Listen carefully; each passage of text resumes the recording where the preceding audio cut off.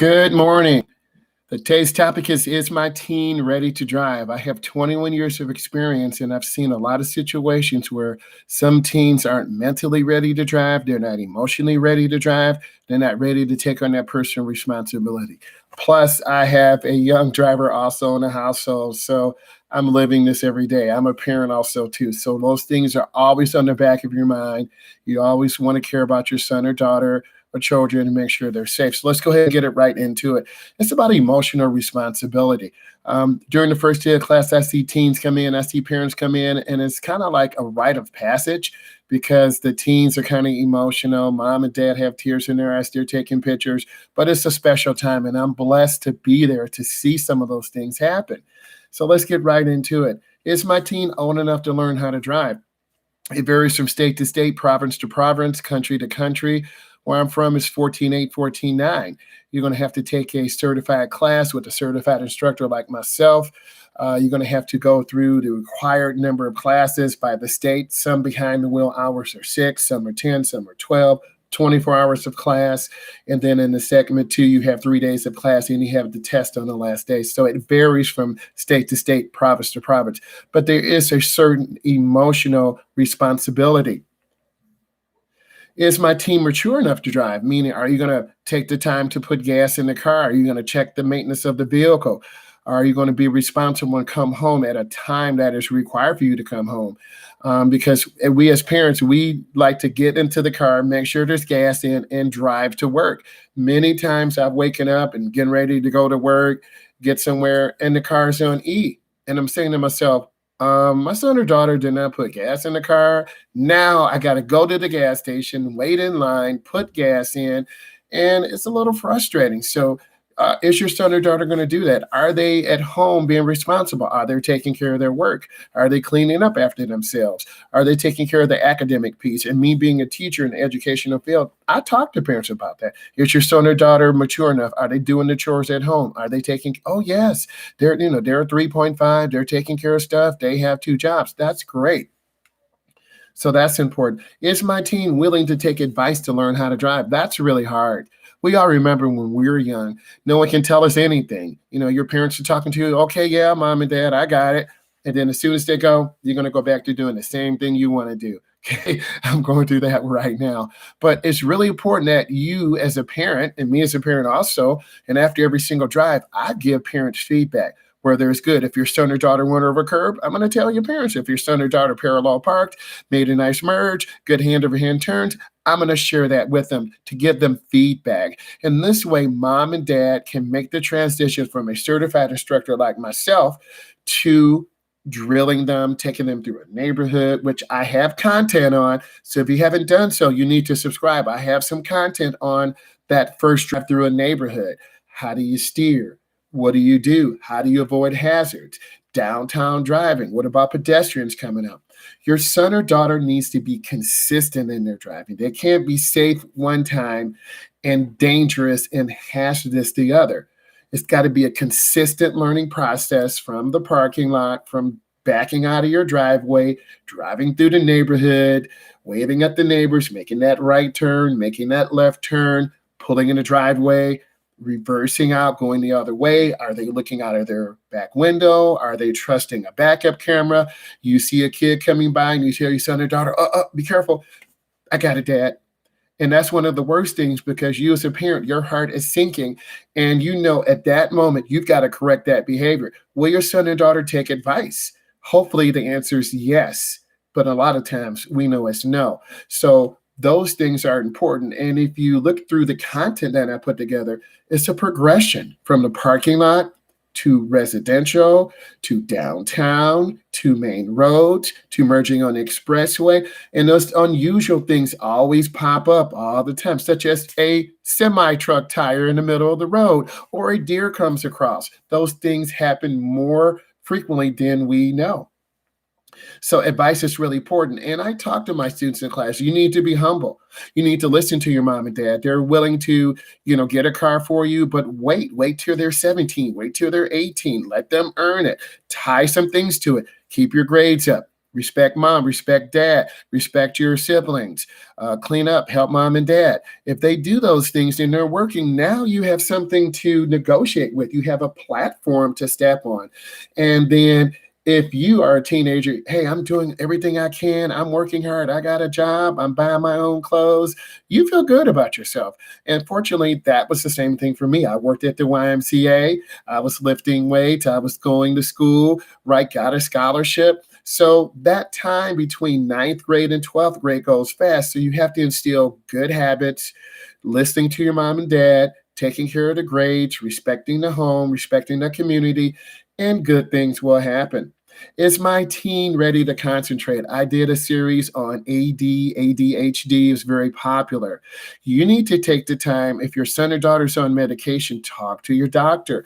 Look back at my content. I had to redo my driving certification, and I wanted to learn about students with ADHD because a lot more now I'm driving kids who have those medications. And then sometimes in those medications, they could be dizzy, they could be aggressive, they could be passive, they could be drowsy. So you've really got to take the time to talk to your doctor, look at my content because I'm in the industry where I'm dealing with students who are on those type of medications. So it's about concentration. Are they going to run a light because you run a light, mom and dad? Are they going to slow down on the yellow and not slam the brakes? Are they going to start road raging? These are the conversations I have with my students because I want to prepare them for the 2021. All of you are the next generation drivers. And that's why I'm blessed to be here to give you this knowledge, to help prepare you for the next generation, to help prepare you for making good driving decisions, right? Are they going to be talking on the phone? Are they going to be eating? Are they going to be playing with their friends? Teens do that. Mom and dad, when we were teens, we did that. But make those agreements. Talk to them, mom and dad. If there's an emergency, I'll pull over, right?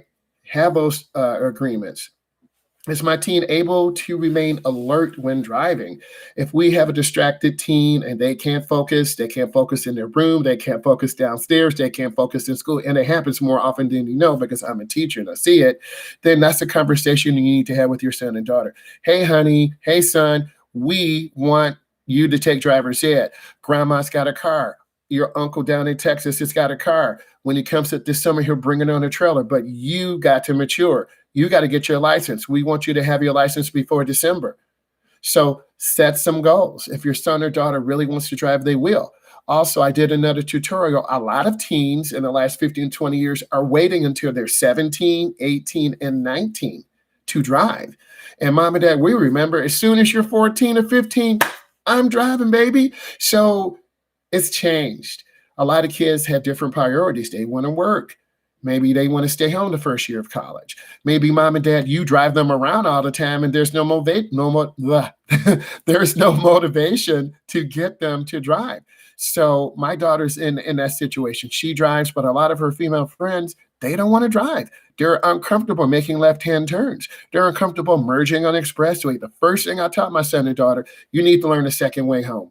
Right. You might say, well, you're a driving instructor. She's going to know how to drive. You got that right. But they're not immune to having accidents and making mistakes. So mom and dad, you got to make that first connection and get involved. Right. So staying alert is really important, not just from a medicine standpoint, but mentally focusing on maybe driving an hour, driving a half an hour. I always tell my parents, start out in slow chunks, a half an hour, 45 minutes, see if they're mentally focused. 1 hour.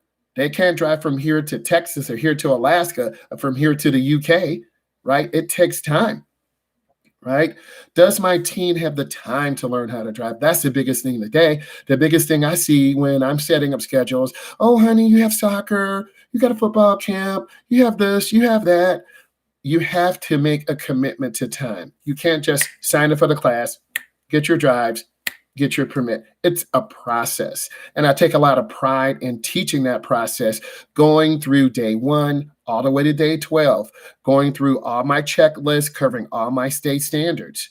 That is really important because when I sign that permit, that certificate, I'm stating to you as a parent and to the DMV, your son or daughter has met those state those requirements. And I take pride in that. And if the son or daughter's not ready, I will have conversations. I will invite them in the car for the last drive. I need you to see what your son and daughter does, right? And if they make that commitment, then I feel good. So that's my commitment. I signed an oath, I read an oath, and I keep that commitment because that keeps me consistent. So take time. Are you ready to help your son and daughter? Right? Your son or daughter are going to need help. I finished some students yesterday. They finished their hours. Now the real testing starts. Now the real practice starts. Mom and dad, I'm talking to you. Are you going to take the time? Where I'm from, that takes 3 months, 30 hours. That's 2.5 hours a week. Are you going to dedicate time? Are they barely going to have 30 hours? Are they going to have 29.5? You had to go around the block. Are they going to have 35 hours, 40 hours, 50 hours, 60 hours? The more practice you get in that graduated level license, the better you're going to be.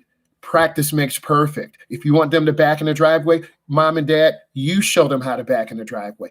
I backed in the driveway. My son saw me backing up, looking, turning. He started doing that. Now he backs the car in. Okay, my daughter saw me doing that. Occasionally she backs in. My wife just pulls in. You have to demonstrate those skill sets, right? Driving in that bad weather, spinning all over the road, taking your time, not being nervous. And overall, were you able to help your team? And that's what this is about. This is about helping your teen, helping your young man or young lady because they're growing up. And I get a chance to see a teenager grow into a mature person. And that's what's fulfilling for me as an instructor, to see them grow, to see them learn. Usually the first drive, they're a little nervous, a little stiff, don't understand how to make turns. As time goes on, they're hand over hand into the turn, they're hand over hand out. I show them how to parallel park, line that vehicle up, reverse it back, turn that wheel all the way to the right. They master that. Let's merge on a freeway. Halfway down the ramp, accelerate, get up to speed, mirror, turn signal, blind spot, get up to speed. And then we make high-speed lane changes. Okay, we go around roundabouts. You need to be digesting my content. So overall, is your son or daughter ready? You have to have that talk. You have to have that conversation. And then I'm the recipient of you, mom and dad. And then we discuss about school, about life, going to college, and I get a chance to know them. So I'm blessed. So I want to say thank you. I need you to subscribe to Driving with Myles. And thank you for supporting me. Give us the thumbs up. God bless you. And I will talk to all of you soon. Subscribe.